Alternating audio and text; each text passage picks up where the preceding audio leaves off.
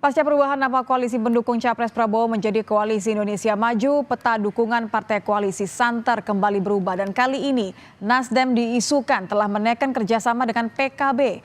Capres yang diusung oleh Partai Nasdem, Anies Baswedan pun disebut telah menyetujui kesepakatan untuk memilih ketum PKB Muhaimin Iskandar sebagai cawapresnya. Lalu bagaimana Partai Demokrat sebagai rekan koalisi perubahan yang telah mengajukan ketumnya AHY sebagai bacawa pres Anies?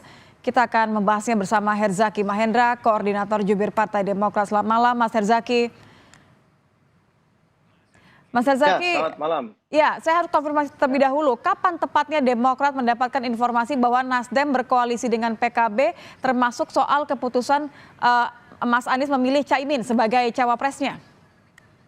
Ya, ini tengah malam menjelang subuh, Mbak. Ya, kita baru tengah malam menjelang subuh.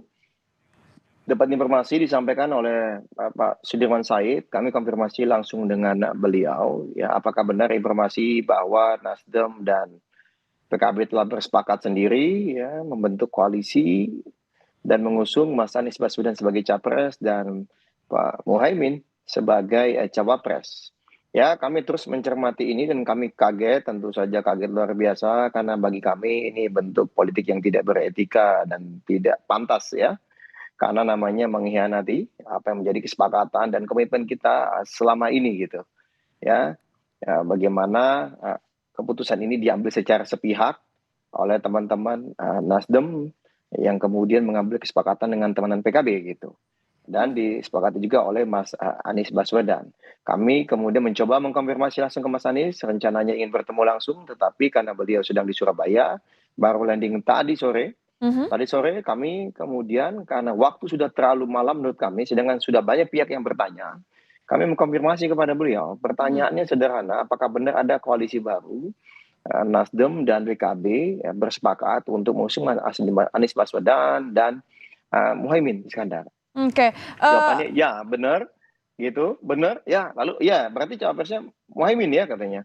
Ya benar, katanya. Ya sudah, kami tutup. Setelah itu kami sebarkan rilis yang mungkin sudah didapatkan oleh teman-teman media maupun publik juga sudah mengetahuinya. Karena bagi kami ini tindakan sepihak, bagian dari pengkhianatan, tidak menghormati kesepakatan.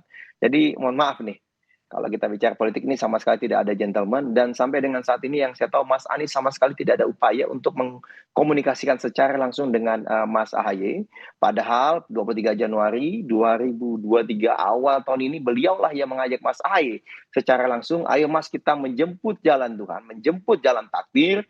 Mas, saya sebagai capres, Mas sebagai cawapres, saya membawa Nasdem, Mas AHY membawa Demokrat, lalu sama-sama kita ajak teman-teman PKS. Lalu perjalanan ini kita arungi bersama, piagam, tanda tangan, komunikasi segala apa terus secara intens ya.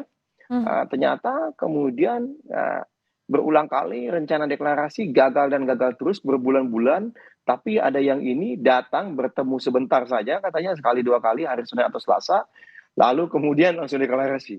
Nah, ini kan menurut kami benar-benar tidak pantas ya dan tidak beretika karena kami selama ini bahkan setiap kali akan ada komunikasi dengan partai-partai lain atau didekati oleh partai lain, kami sampaikan secara terang-terangan dan terbuka di dalam. Oke.